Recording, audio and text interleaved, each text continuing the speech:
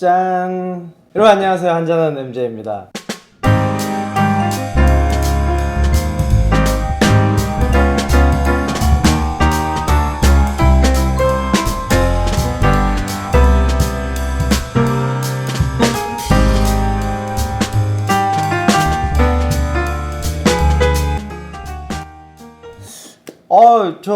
여러분 이거 혹시 지난 시간에 제가 글램피딕 그 시음기 올렸잖아요. 그거를 다른 데도 제가 글로도 올렸는데 1등 3등 안에 들어가지고 이 Fire and Cane, 제가 그날도 되게 시음하면서도 이 글램피딕에서 이런 술이 나왔나? 너무 재밌다, 이런 캐릭터 너무 좋다 자랑을 했는데, 이 시음기에서 제가 그런 말을 했거든요. 글램피딕 같이 이렇게 잘생기고 멋진 어떤 교회 오빠가 노래방 가서 마이크를 잡았더니 프레디 머큐리가 된 그런 느낌이다, 그런 글을 썼는데 거기에 약간 포인트가 됐는지 실물로 한 병 받았습니다. 너무나 감사드리고요. 앞으로도 더 열심히 해보도록 하겠습니다. 짜잔, 받았어요. 자, 그러면 오늘 할 위스키는 익숙한, 아마 이런 술은 한번 들어보셨을 거예요. 와일드 터키, 야생 칠면조입니다. 야생 칠면조. 요것도 와일드 터키에서 나온 최상위 모델 레어 브리드, 잘 안 나온다는 야이죠. 그리고 요거는 스몰 배치 1792라고 같은 이제 버번 계열인데, 요렇게 지금 제가 힌트가 벌써 나갔어요.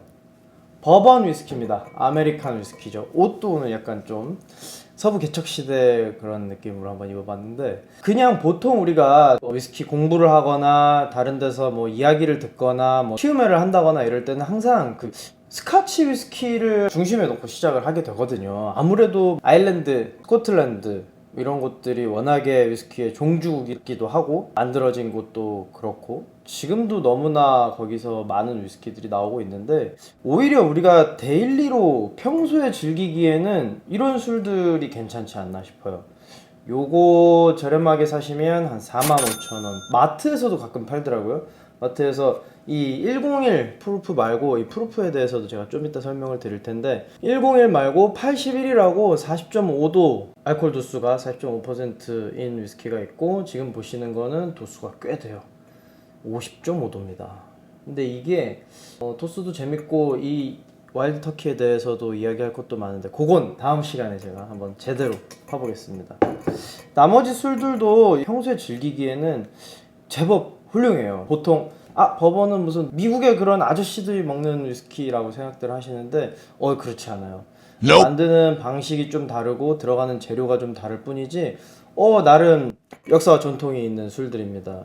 사실 당연한 얘기지만 위스키라는 게 처음에 아일랜드, 스코틀랜드, 유럽 전역 이렇게 음용을 즐기다가 서부 개척 시대에 유럽에서 사람들이 건너가죠. 영국 여러 사람들이 건너가는데, 처음에 자리 잡은 켄터키라는, 우리가 아는 그 KFC 나온 그 켄터키 프라이드 치킨, 그 켄터키라는 주에 이 사람들이 좀 자리를 잡습니다. 그리고 나서 처음에 거기서 나온 옥수수라든가 호밀, 보통 버번 하면 이제 켄터키, 테네시, 또 양대산맥이 있죠. 만드는 과정이 비슷한데 재료가 좀 달라요. 그동안 스카치 위스키 하면 쌍남 보리를 가지고, 몰트를 가지고 발화를 시켜서 증류를 해서 만드는데, 요건 옥수수를 가지고 만듭니다. 근데 그냥 옥수수를 쓰는 건 아니고, 옥수수가 70%, 65%, 80% 들어가는 것도 있고, 콘 위스키라고 해서 아예 옥수수가 80% 이상 들어가는 위스키도 있는데, 처음 여기서 호밀이 많이 났어요. 우리 호밀빵 아시죠? 호밀빵. 미국 사람들이 그런 거 많이 먹죠. 그래서 호밀이 많이 나니까 이걸 가지고 위스키를 만듭니다. 근데 스카치 위스키에 비해서는 좀 맛이 떨어지고 심심하고 펀치가 약하다. Says it kept some cognac in the top. I prefer bourbon.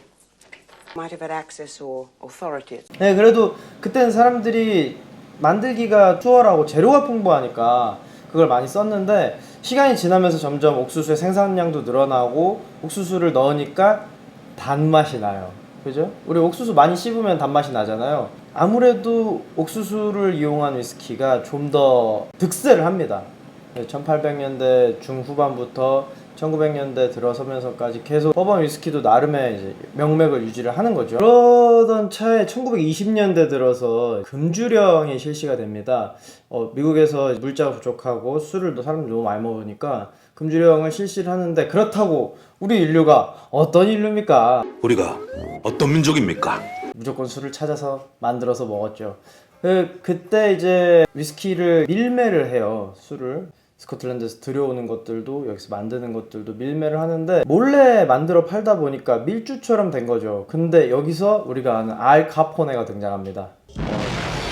이탈리아계 마피아죠. 마피아의 활동 중에 이 밀주를 판매했던, 그래서 그 덕에 굉장히 큰 돈을 벌고 뭐 대단했더라고요. 뭐 헬리콥터 타고 막 쿠바 가고, 나중에 막 뭐 시가 사오고 뭐 이런 것들도 있고, 그때 생겨났던 것들이 우리가 아는 힙플라스크, 납작한 그 힙플라스크도 몰래 먹거나 혼자 먹기 위해서 나왔고, 한남동이나 청담동 같은 데 가시면 바 중에 스피키지라는 바가 있어요. 그게 뭐냐면 말을 하지 않는 거예요. 간판도 없고 여기가 술집인지 뭔지 알 수 없고, 아는 사람끼리만, 왜 영화 같은 데 보면 이렇게 똑똑 눈만 딱 이렇게 보이고 아는 사람이면 들여보내주고, 뭐 저기면 갑자기 총구가 나오고 뭐 이런 경우 보셨을 텐데, 그런 바들이 성행을 합니다. 그렇게 해서 계속해서 사람들이 술을 소비는 하지만 그 음지에 있던 것들이 시간이 지나면서 이렇게 해서는 안 되겠다.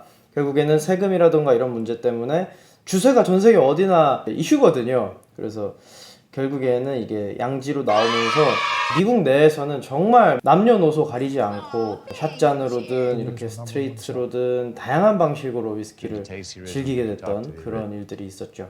제가 계속 버번 위스키라고 말을 하는데, 버번이 사실은 불어예요. 프랑스의 왕가, 그 당시 부르봉 왕가가 있었죠. 오랫동안 왕족으로서 프랑스에서 지위를 누렸는데, 그 미국 독립전쟁 당시에 프랑스에서 많은 도움을 줍니다. 그때 고마운 마음으로 이제 켄터키주의 한 지역을, 한 군, 우리로 치면 한 군을 버번이라고 부르게 된 거죠. 그리고 실제로 그 군의 가장 큰 도시 이름이 파리예요. 재밌죠?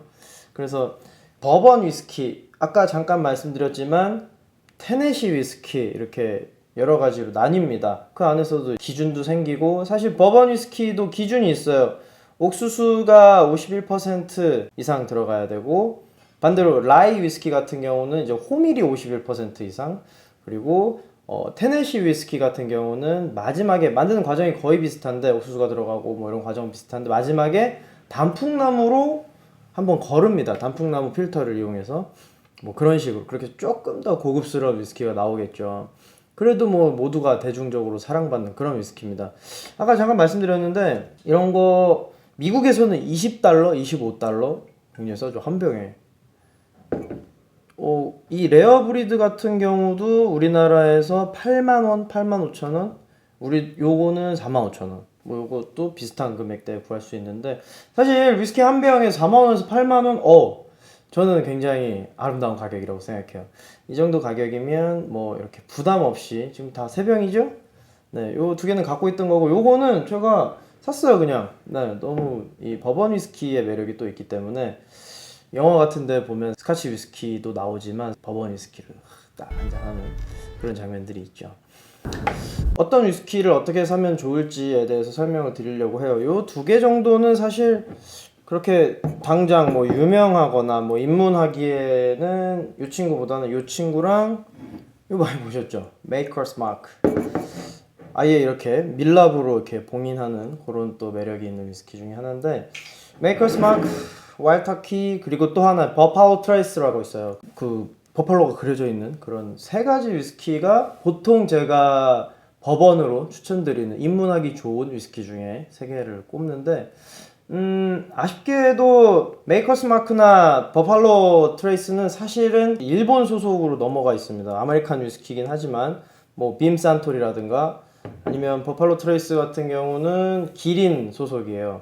대신 이제 와일드 터키는 여전히 와일드 터키 자체 브랜드입니다. 101, 81, 요즘에는 그냥 숫자가 없이 나오는 세계화 추세에 맞춰서 요거보다 이제 가장 편안한 위스키, 저렴한 위스키가 하나 있고, 이거는 그 위에 뭐 레어 브리드도 있고, 러셀스 리저브라고 해서 그것도 아주 와일드 터키에서 나오는 훌륭한 위스키 중에 하나죠. 근데 이게 굳이 만드는 방식이 어떻고 이런 걸 떠나서 맛이 조금씩 차이가 있습니다. 버팔로 트레이스 같은 경우가 내가 위스키 잘 모르고 너무 독해. 사실 이거 50도잖아요. 50도는 세지 위스키 치고는. 그래서 너무 독해 하는 분들한테 많이 권하는데 밸런스도 잘 잡혀 있고 버번 특유의 달콤한 맛, 카라멜 향, 그리고 스파이스 이런 것들을 적당히 즐기실 수 있는 그런 위스키고요. 그것도 마트에서 팔아요. 버팔로 트레이스도 안 비싸요. 그리고 메이커스 마크도 요건 조금 심심해. 요거는 술 좋아하시는 분들이 드시기에는 약간 향은 센데 조금 심심한 느낌.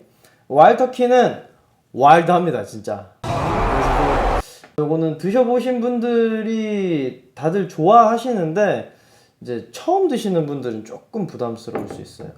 그건 다음 시간에 제가 한번 제대로 파보겠습니다. 우리 또 그러면 다음 시간에 같이 한잔 하시죠.